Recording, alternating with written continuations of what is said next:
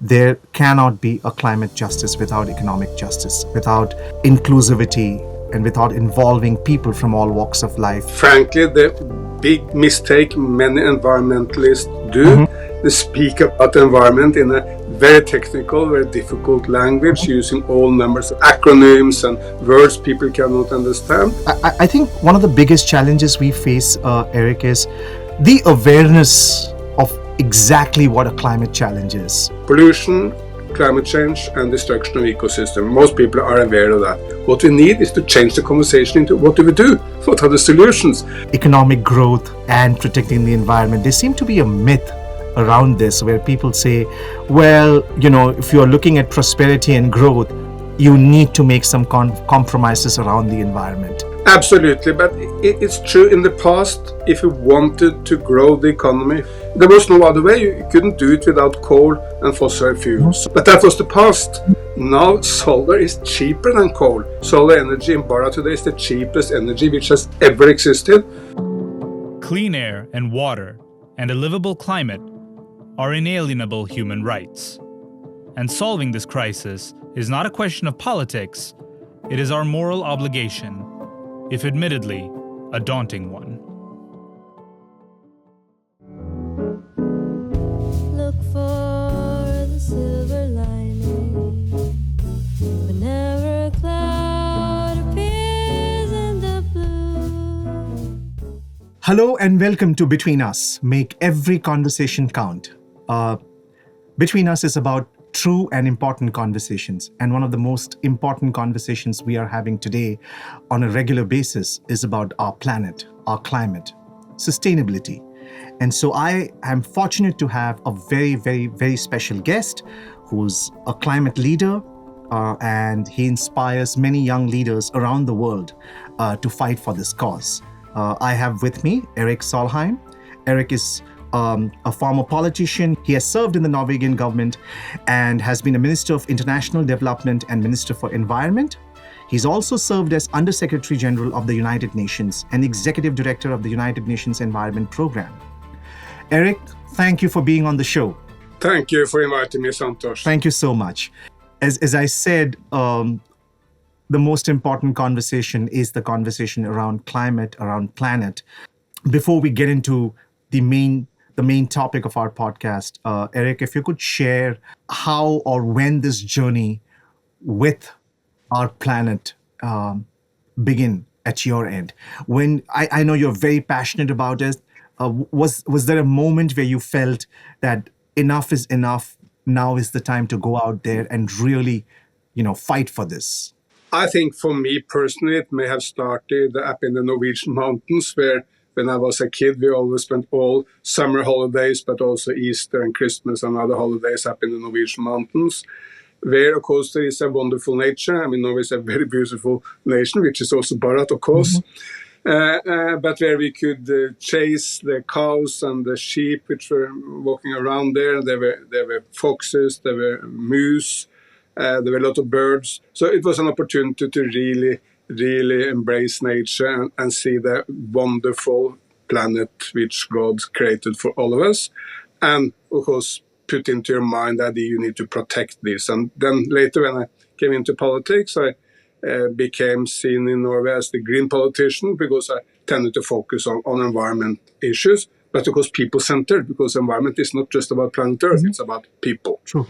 My first question to you, Erik, would be, and I personally believe that whenever we talk about climate, whenever we talk about climate justice, it's important to understand that there cannot be a climate justice without economic justice, without inclusivity, and without involving people from all walks of life, from every strata of the society. Your thoughts on that, Erik? That is, frankly, the big mistake many environmentalists do. They speak about the environment in a very technical, very difficult language, using all numbers of acronyms and words people cannot understand, and they may appeal to a few people. Let's put this in the context of Bharat. Environment cannot only be for the young and trendy people in Bengaluru or Hyderabad or Chennai. It must be for the farmer in Uttar Pradesh, for the coal worker in Jharkhand, for the old nurse in Chhattisgarh. It must be for everyone. And of course, everyone understands the need to protect nature if you speak about it in an engaging, good way.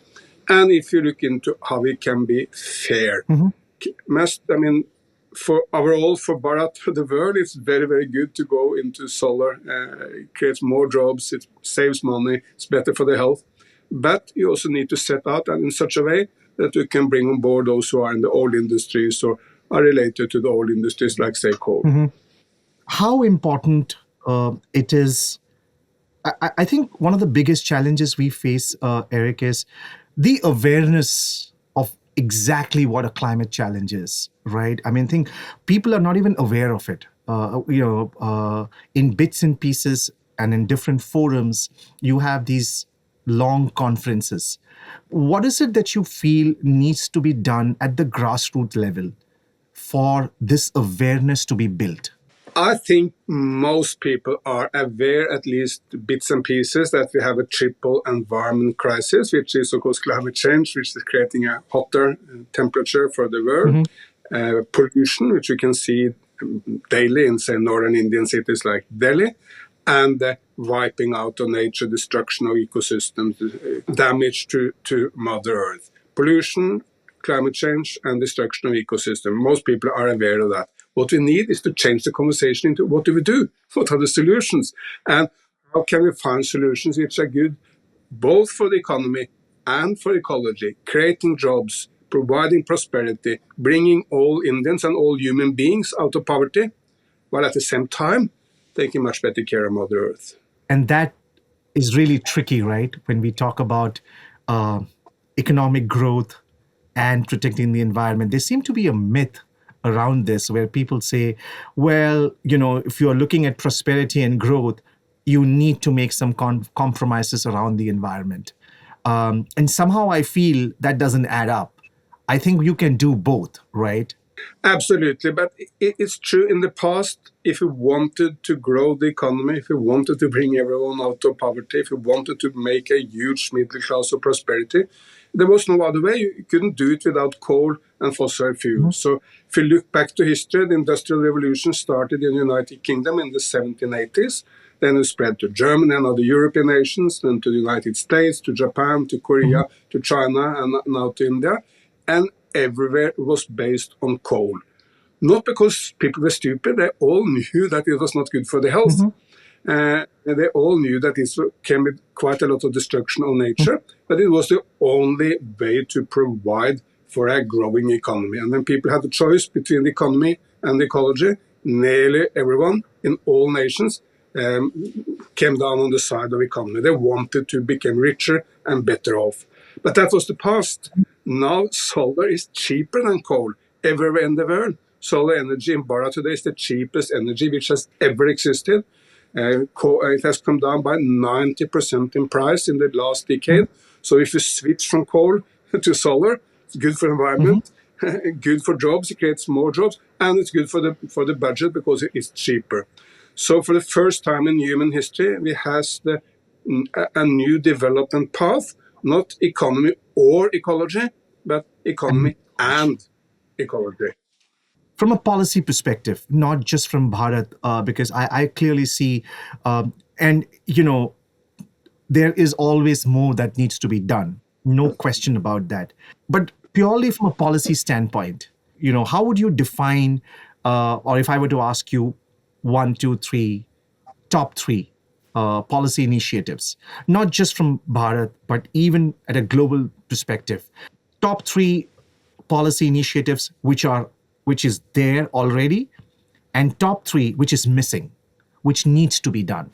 Yeah, look, a lot is happening, and Bharat is not just one nation in the world. It's not like Ecuador or Cameroon or my nation, Norway. Small, medium-sized nation. This is the most populous nation in the world, now with the highest economic growth of any major economy in the world.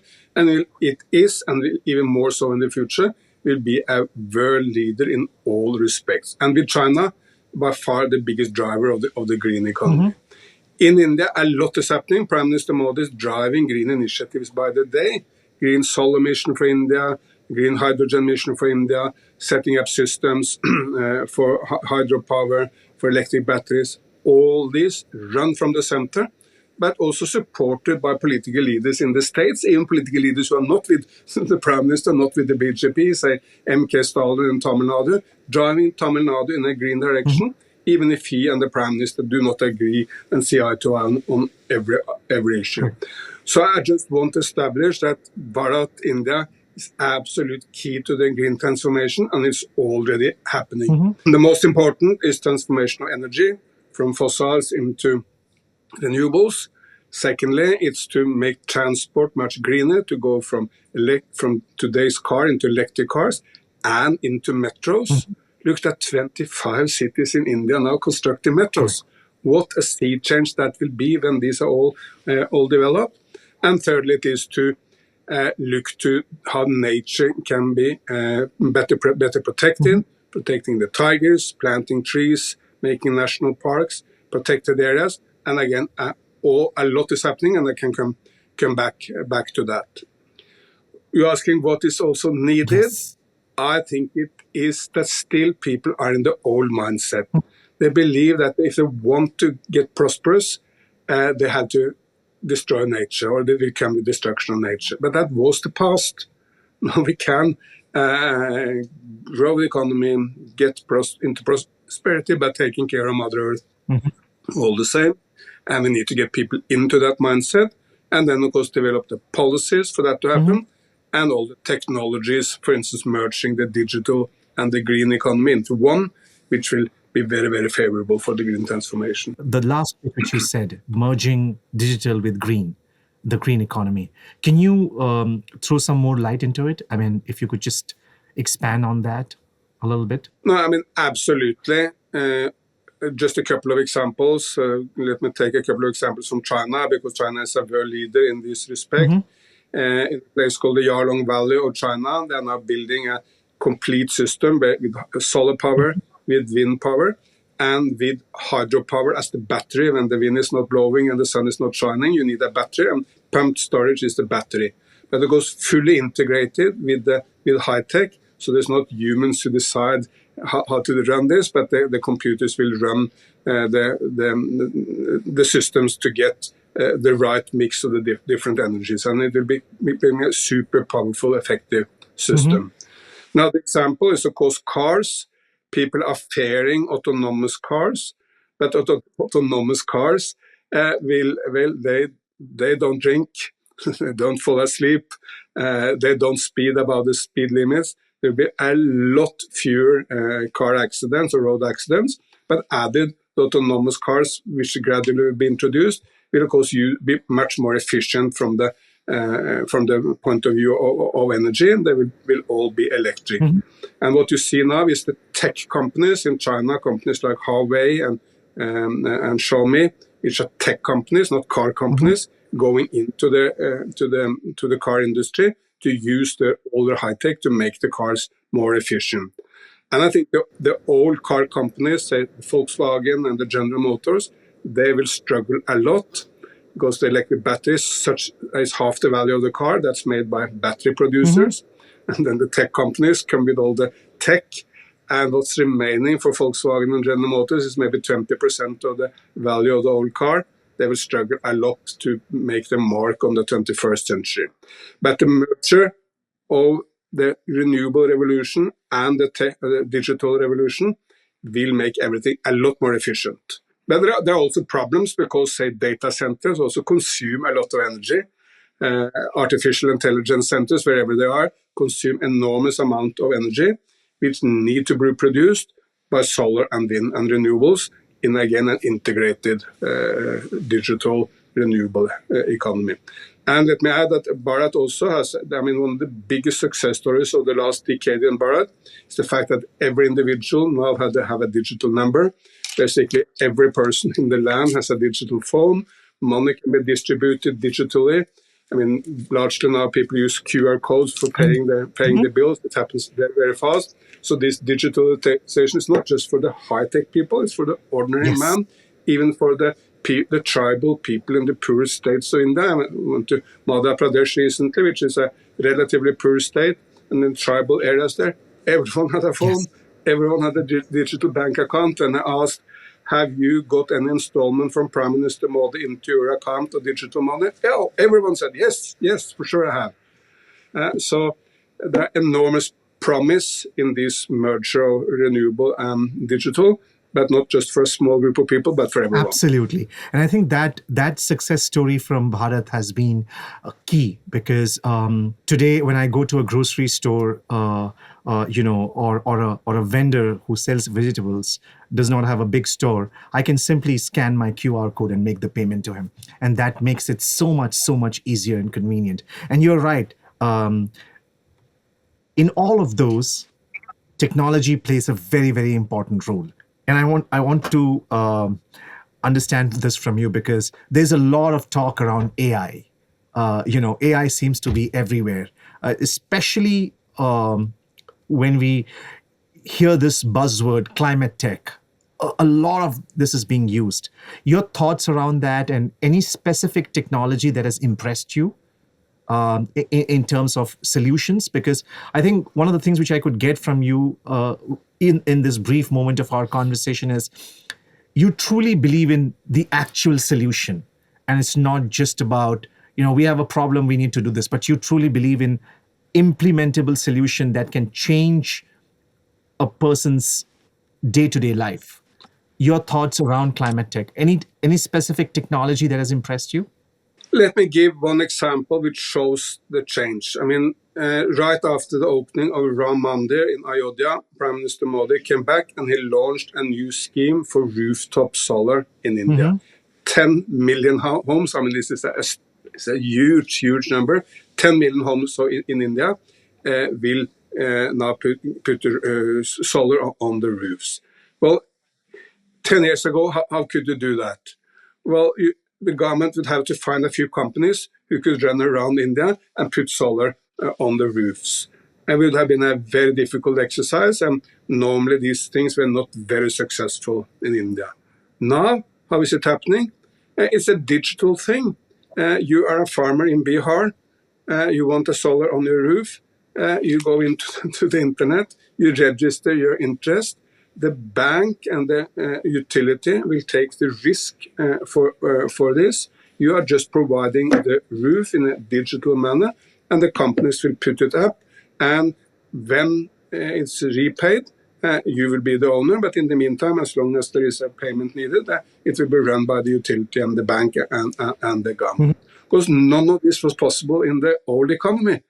And it also added enormous advantage. It drastically reduces the opportunities for cuts, for corruption, for someone to make some money here and there. Look, in the past, if the central government wanted to send something to the farmer in Bihar, I don't know, but maybe 20% will go to the farmer, because there will be some middleman on every level, at the state, at the municipality, in the village too, who will take a cut.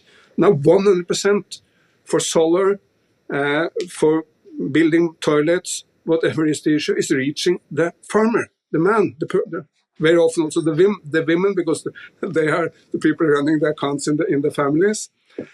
So it's a sea change which makes it possible to help people and go green in a way which was not available to our fathers and mothers. And I think one of the success of Prime Minister Modi's initiatives have been the last mile delivery, reaching to the last person. I think that's very important. Yesterday, Supreme Court came out with a judgment in India. This was around the fact that climate is not just about climate alone. It's also a human right. And this came up primarily because an indigenous group of people were affected by and I found that to be really important and really amazing.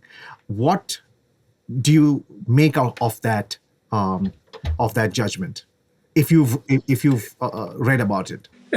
I think that's part of a global trend, because you see similar developments in many nations. I mean, first of all, the juridical system, the courts becoming a driver of green development. That happens in many nations, but also establishing nature with its own rights.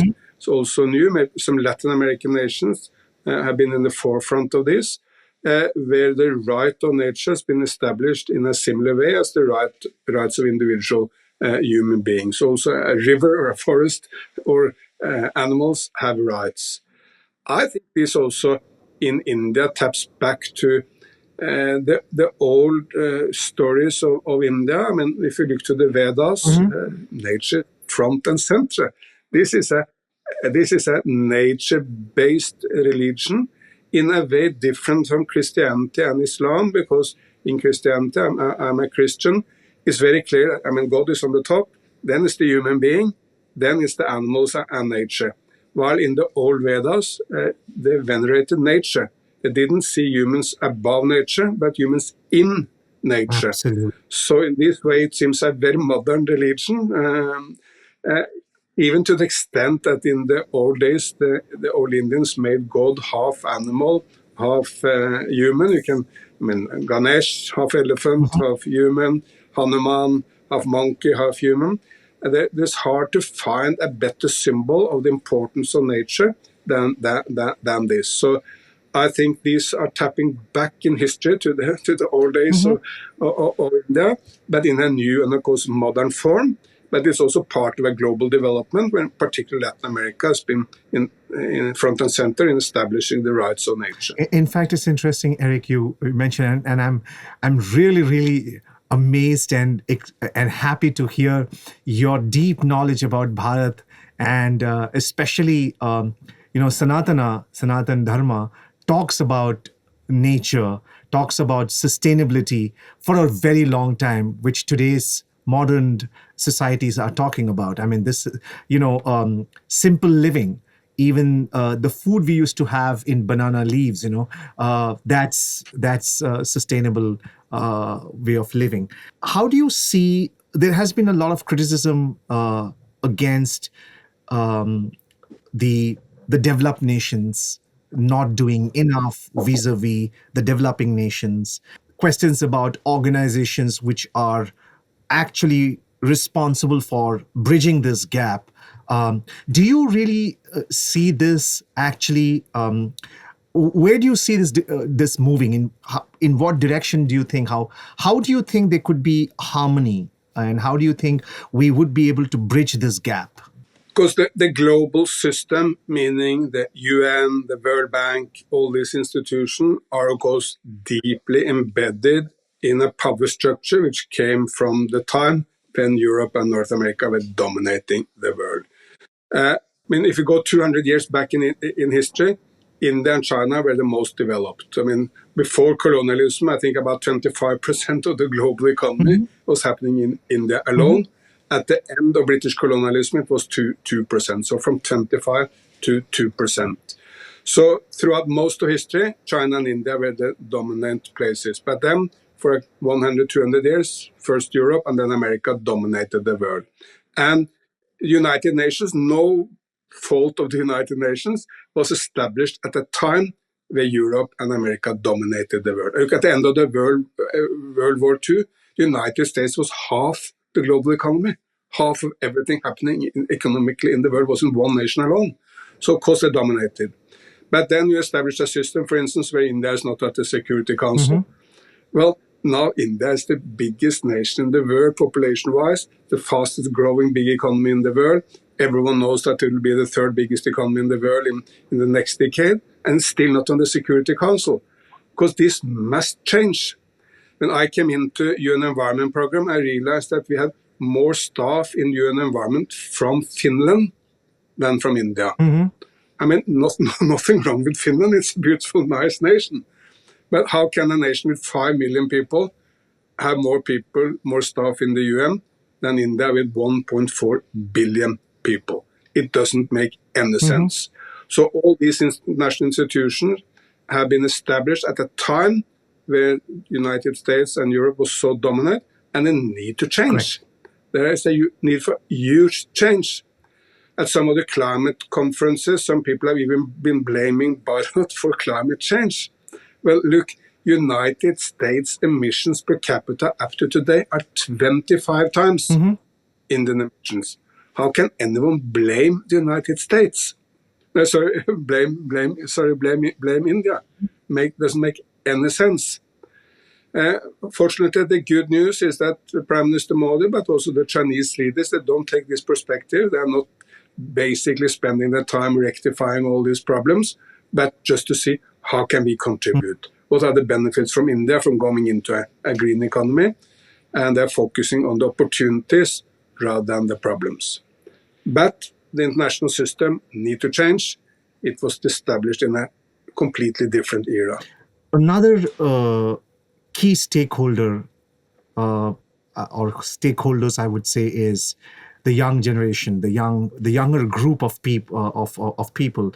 And it's sometimes really interesting to see climate strikes at schools, kids becoming more and more aware and sharing their voices. I've also always felt that, like we teach different things in schools growing up, I think true blue solid curriculum around sustainability, around planet and why it matters. And I think some of the business schools are now introducing programs around it. But I feel that it should be something which should come, we should probably start very early. In general, in schools, as we grow, I feel that there should be a very focused, if I would say, curriculum or way of engaging young minds. Do you believe that? No, absolutely. And of course, in most nations, you see young people being in the forefront of green transformation. In India, there is a very good program which I have supported for zero carbon universities. That universities from all, started in Pune, but it has spread to all over India. Very recently, there was a conference in Assam on this. And that is to look into all the steps universities can take to go zero carbon in the universities, like stopping plastic pollution or putting solar panels on the roofs, but also about the curriculums. How can we make sure that the curriculums are not stuck in the past, but are really reflecting the need for green transformation? So this program for zero carbon university, I think, is a very promising example of how young people take the lead. Have you been working closely with, specifically with any climate technology companies which are really, across the globe, India, who you feel are truly making a difference out there? Absolutely. In India recently, I worked quite a lot with Adani, but this is not to say that others are not doing well also. I visited his huge solar and wind facility in Gujarat recently. And he's very important because he's big, but also because it's the needed transformation, because in the past he made a lot of the money from the fossil fuels, but by now it's moving fast into the green. Internationally, I worked with a lot of companies like, say, LONGi in China. That's the biggest solar company in the world, and they just set the world record for the absorption of solar in the solar panels. So the more effective you make the panel, of course, the more energy you get. Or in Indonesia, a company called RGE, that's the biggest paper and pulp company in the world, and they have now completely wiped out all deforestation from the value chain.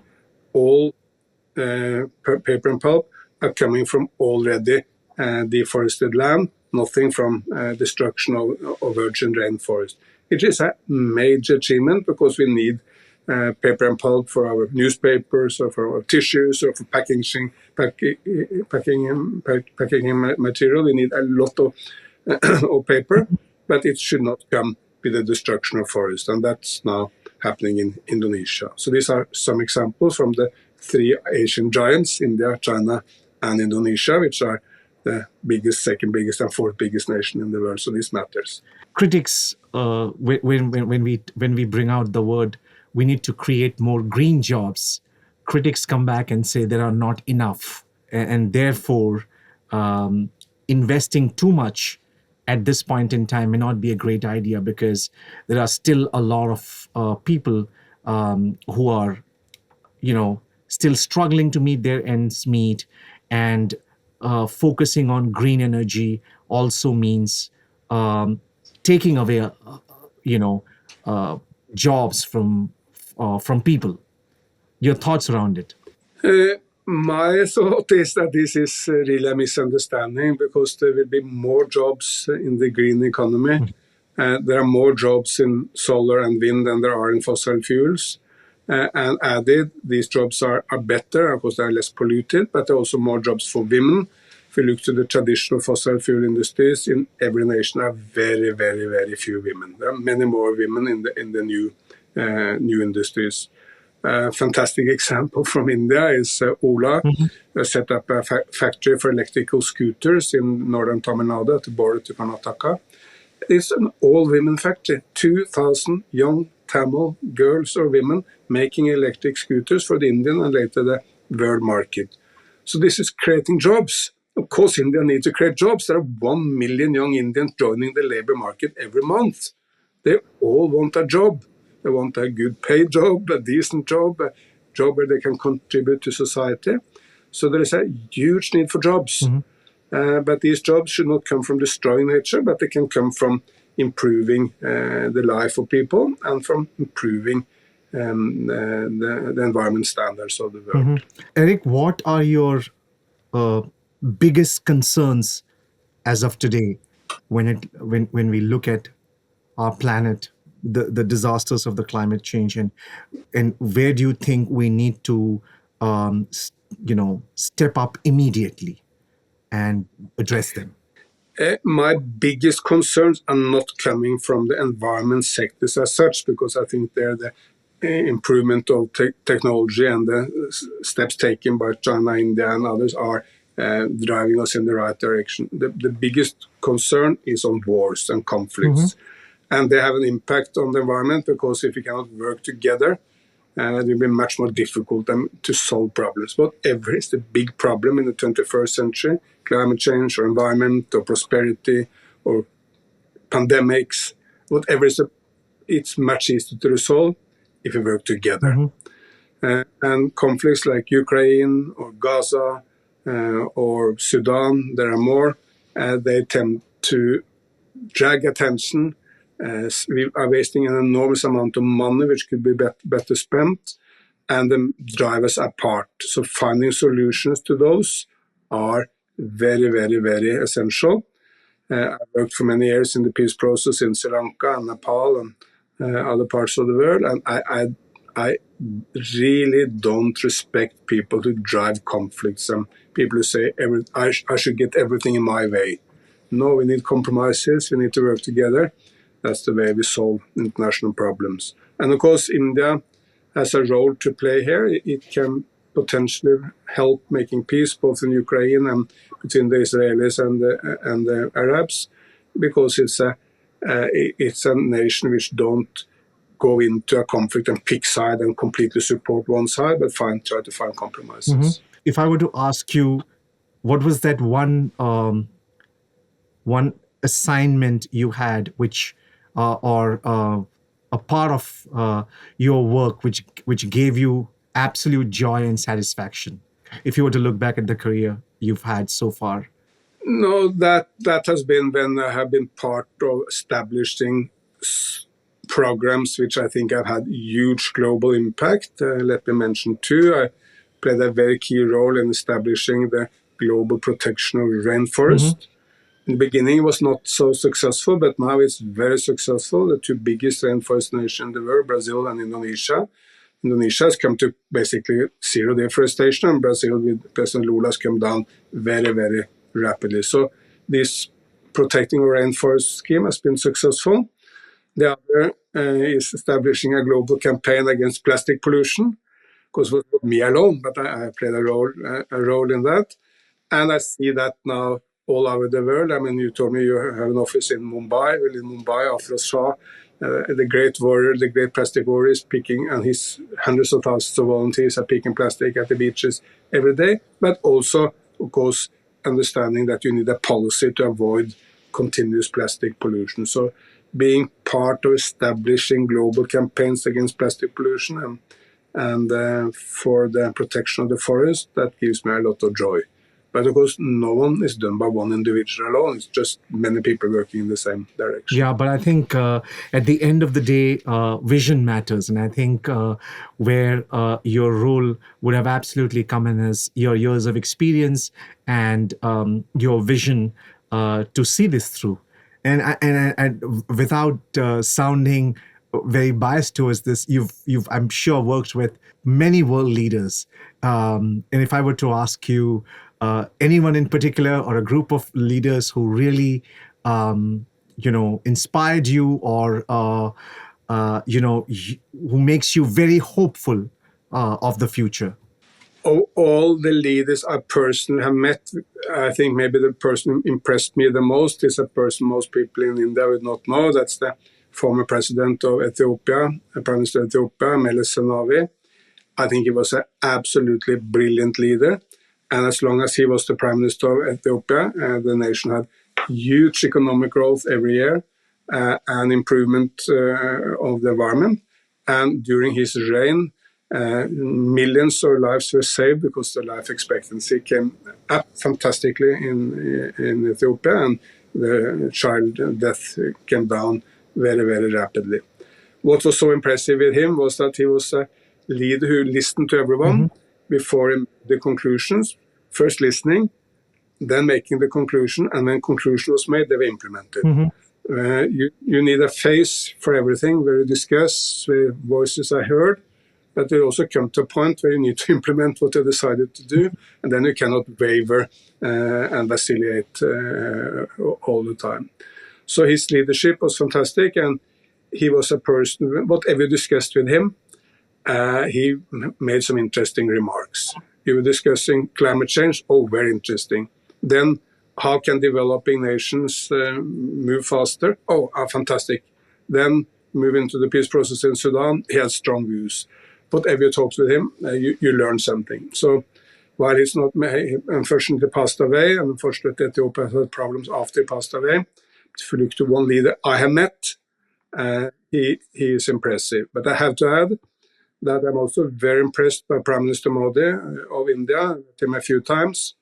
I believe he has transformed India largely in a very, very positive way.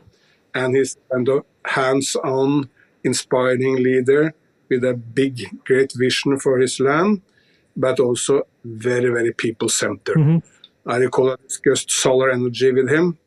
Oh, it took 1 second, and then he was asking me, how can we use solar energy so that the farmers in Uttar Pradesh can pump water more efficiently and get a big yield?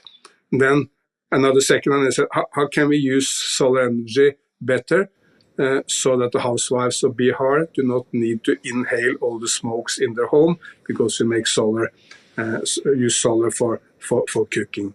So this people-centered view, looking into how I can help the people out there, that's what we demand from a leader, and I'm very impressed with him. So these are two examples of leaders I met, which I'm impressed with. The challenges which we face when we talk about climate, I'd listed down a few just to share my thoughts and get your idea. Air pollution is right at the top. I mean, deforestation. I think food is again the kind of food which is consumed. Biodiversity loss, ocean plastics, and overfishing. And I think we've discussed a lot of this, and there are initiatives which are being done at leadership level, and you also spoke about what we can do in schools, initiatives we can do, but if you were to just step back and look at the world today, do you feel that the goals which the UN has set and which countries have set, do you realistically believe that in the next 20, 25, 30 years, we would be a completely greener planet? Do you believe that? It's a great question. Let me put it this way. I don't believe that in 20 years we will have come to nirvana or the Christian paradise where everything is just harmony and peace and love and fantastic life for everyone. But if you ask it in another way, do I think that 20 years into the future we are much better off than today? Yes, I believe so. And the reason to believe that is that the last 20 years, I mean, unbeknown to many people, has been a fantastically successful decades. You can take Bharat as an example. When India became independent in 1947, life expectancy in India was below 30. I would for sure have passed away long before, and you would have difficulties also, because people died very young. They died from diseases which are completely curable today, and they died. Many died as children, and they died young. When Bharat became independent, maybe 15% could read and write. But look to the progress. Now life expectancy in India is passing 70. I would not be surprised if life expectancy in India would even pass life expectancy in the United States in the next decade or two. Mm-hmm. So, and of course, basically all children in India is starting in school. Yes, education is not perfect, it needs to improve, but they start in school. So there is an enormous progress.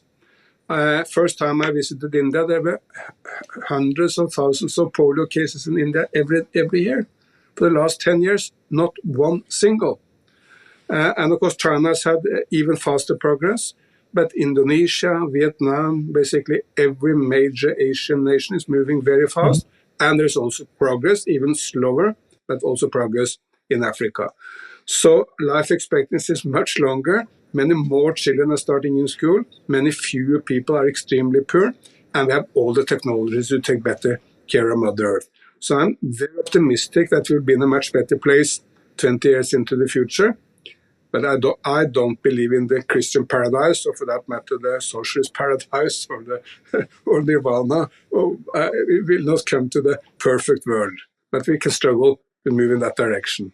During the course of our conversation, you did mention how Europe and the Western world in general, have been talking about how India and China, other parts of the world, need to take care of the environment. Do you see that worldview changing over time? Because I think that's important for, a harmony and a balance across, because it cannot just be that India and China or Indonesia or a group of countries, but to reach that goal, we need everybody to be in harmony. Everybody. Do you see some of those worldviews changing? And I know it has a lot to do with leadership around the world, and also I think as more and more Asian countries, move forward, there is prosperity. Their voices will be heard. Maybe that would bring about a change. It's happening, but it's happening far too slow. I mean, look, 3 nations alone, India, China, and Indonesia, are 40% of humanity. Mm-hmm. If you add the rest of Asia, it's 60% of humanity. Mm-hmm. And this is by far the fastest growing part of the world. China and India are the 2 fastest growing major economies in the world, and of course they will just become a bigger and bigger part of the future economy. So I think many people are aware of this. But still, many people in the West are frankly arrogant. There's very little, they don't really understand, they don't really bother to be curious, to try to learn, to understand, say, the Hindu traditions of India more, learn more about Indian history, about culture. Yes, they may go now and then to an Indian restaurant and eat some nice Indian food, mm-hmm. but the curiosity should be a lot more. Of course, I also encourage Indians to be curious to China or to the West. I mean, we should all try to learn more. But particularly in the West, there is a very, very ingrained arrogance coming from a time where Europe and America was on the top of the world. For you personally, Erik, I know it's been a great journey. Where do you see yourself moving ahead now? I'm happy, and maybe I should be more humble. But I believe I'm one of the Westerners who understand Bharat the most. I have a huge love for this great nation, and I want to play a role as a bridge. Of course, I'm deeply ingrained in European culture. I'm a European myself, but I have a lot of curiosity, interest in India, and in Indian history, Indian religious tradition. I love Indian food for sure. and I love the nature. Any personal favorite, Erik, when it comes to food? I'm I'm also, maybe because I'm European, I really love paneer, because that's cheese, which Europeans love, but it's cheese in an Indian style. So any paneer, and it's vegetarian. So any paneer dish is maybe top of my list. But of course, I really enjoy Indian food. I have a very good friend from Punjab. He's running 5 Indian restaurants in Oslo, and they're packed every night. Can you believe it? When I was a child, no Norwegian ever had spicy food because we have no spices. We were very afraid. We thought, my throat will burn if I have some spicy food. But now, completely packed every night, and people love Indian food. But I hope I can play a role as a bridge. I mean, the Indian economy will be doubled in 1 decade if the present trajectory continues, and I see no reason why it won't. Well, doubling of the economy will make India so much more important in the world. If it continues, it will be 4 doubling in 2 decades. And of course, economically, culturally, when it comes to political power, India will be a lot more central. And if I can play some role explaining the culture and beauty of Bharat to Europeans, I'll be very happy. But of course, I will also be happy to guide, say, European business to invest more in India, because if they don't understand India, how can they invest? You used the word invest, and this is important. You did mention about Adani, and you mentioned about different big enterprises. But it's also important for any economy, not just Bharat's economy, the United States, anywhere in the world. I believe that small businesses are the engine of the economy. Young entrepreneurs who are making a difference. You've been in Rising Bharat. You must have come to multiple conferences in Bharat, and you would have seen that the startup culture has really, emerged here in our part of the world. A lot of people I have seen growing up as a kid, we were all told, you grow up and you pick up a government job or you pick up a stable job, get married and have a life of your own. But now they are being encouraged. And I think the government and the Prime Minister has a big role to play, where he says, how about creating jobs? And I think if we truly want to build a greener planet, we need to have businesses focused around sustainable energy, green energy. 2 questions here. One, what would be your advice to such entrepreneurs? Second, how can governments, apart from Bharat, around the world, encourage small businesses? Do you give them tax credits? Do you give them more incentives? This, I think, is very essential. Look, Nehru and the first leaders of India got a lot right, but they also got something wrong. What they got wrong was that they created a closed economy and a very state-centered economy. Then came Manmohan Singh, to his credit, as the finance minister in the 1990s, and opened up Indian economy, and also opened up for a lot more for private sector. And interestingly, Prime Minister Modi is now ripening a lot of the fruits from what Manmohan Singh did back then. Still, it took some time before the culture of entrepreneurism really spread. But now it's all over the place. I mean, I get so many requests from Indian startups who want my advice, or they want me to promote them, or whatever. But this culture is so essential. Of course, you need Ambani, Adani, Tata. You need the captains, but you also need these hundreds of thousands of young people, and some of them will be the future Adanis and Ambanis. I mean, Adani started with nothing, absolutely nothing. And of course, you cannot know exactly who will go that far or who will go somewhere, but you need this enormous forest of small trees, and many of them will grow big. What's the advice? Number one, of course, and you need to believe in yourself. You need to drive it. You need to, frankly, to get up early in the morning, work hard. And if you can get mentors and people who can advise you, that will normally help you. And of course, the government is to create systems to help small business, to introduce them into the markets, and to and to make sure that they're not bogged down in red tape and government restrictions, but kind of to liberate this enormous economy. What's very interesting is that out of the biggest companies in the world today, hardly anyone existed in 1995. I think Microsoft is the only big company in today's world which existed in 1995. Amazon, Google, Facebook, I mean the giants of America, Tencent, Huawei, Alibaba, Adani in the early 1990s, while he was running around in Mumbai with a very, very small diamond business. And now he's one of the richest and most important business leaders in the world. So please liberate this enormous opportunity. Excellent point, Erik. I think I'm also of the great belief that government's role should be limited to setting up processes and facilitating growth, and and then they should get out of people's lives.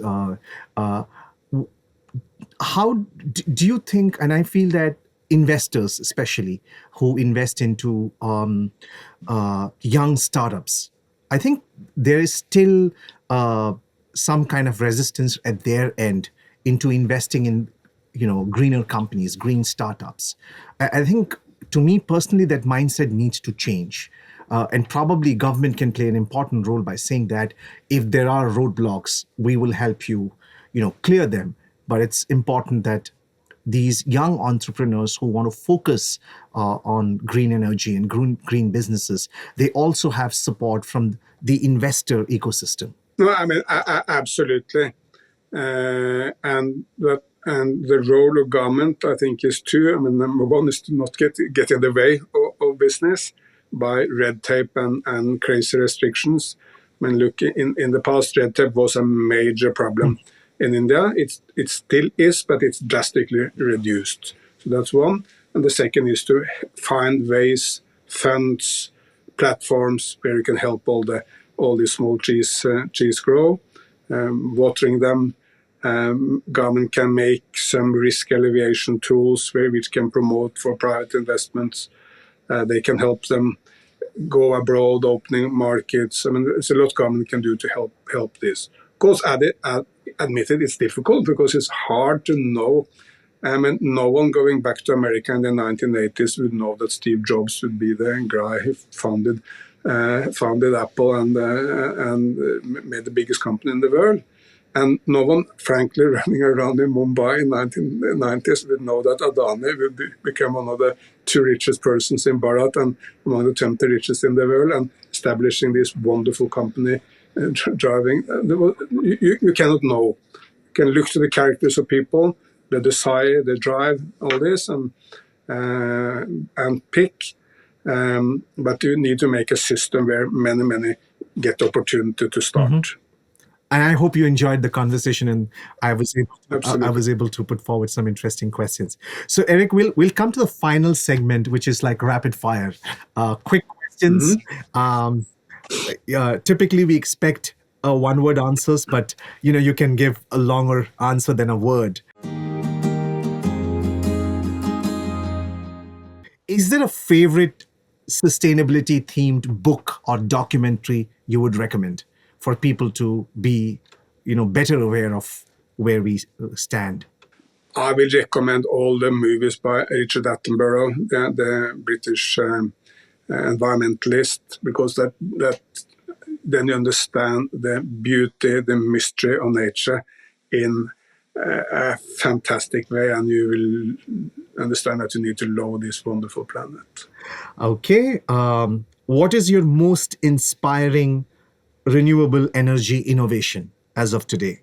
The most important and those inspiring is solar, because 10 years ago, no one thought solar energy could take over the world. Everyone thought we will remain with fossil fuels for very long. And now solar is the energy which will dominate the world in the next decades. I think this is a fairly straightforward question for you, but when it comes to sustainable packaging, glass, paper, or bioplastic? All those 3 are good. What we should avoid is plastic. Okay.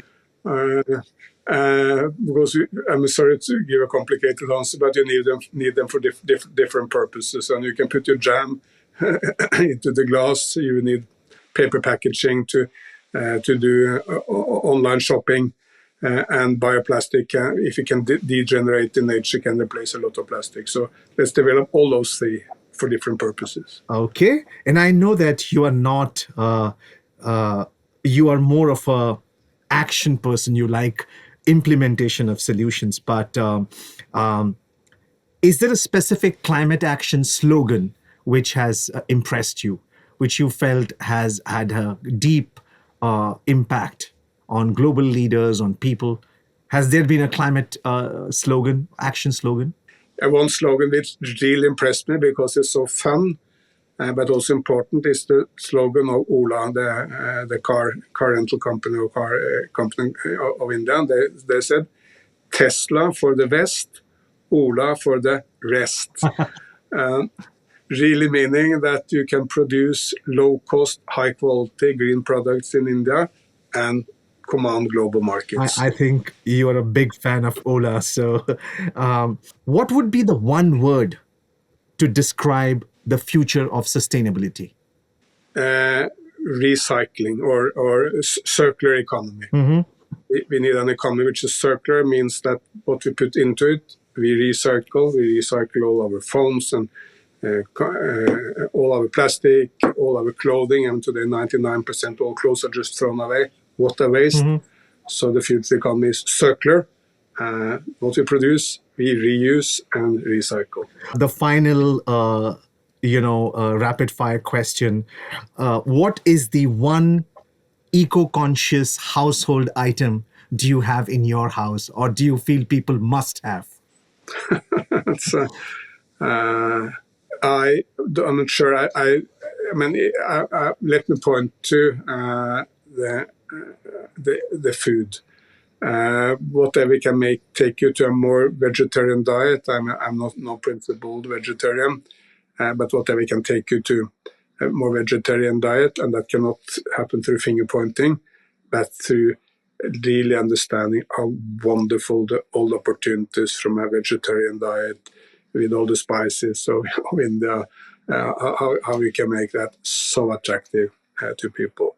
Because if you go a little bit more vegetarian, a little less red meat, it'll be a much better planet. But you can never achieve that by finger pointing to people. So my friends give me a very hard time in Bharat and in the US about me being a very strict vegetarian. I always tell them I'm not pointing at you for your food habits, so you should not point back at me. But I think, Erik, this has been a wonderful conversation, and I wish, and I'm sure we'll meet again. Hopefully this time we meet in person and we talk a lot. When was the first time you actually visited Bharat?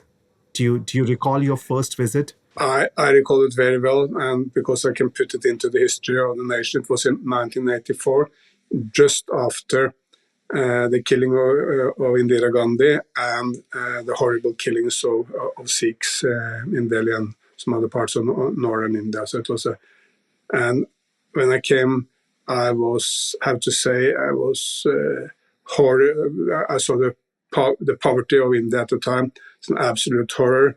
Wherever a foreigner went, you would have tens, hundreds of beggars around you trying to get something from you. And I was shocked by that.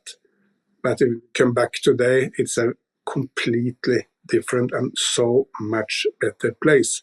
As I said, it's not nirvana or paradise.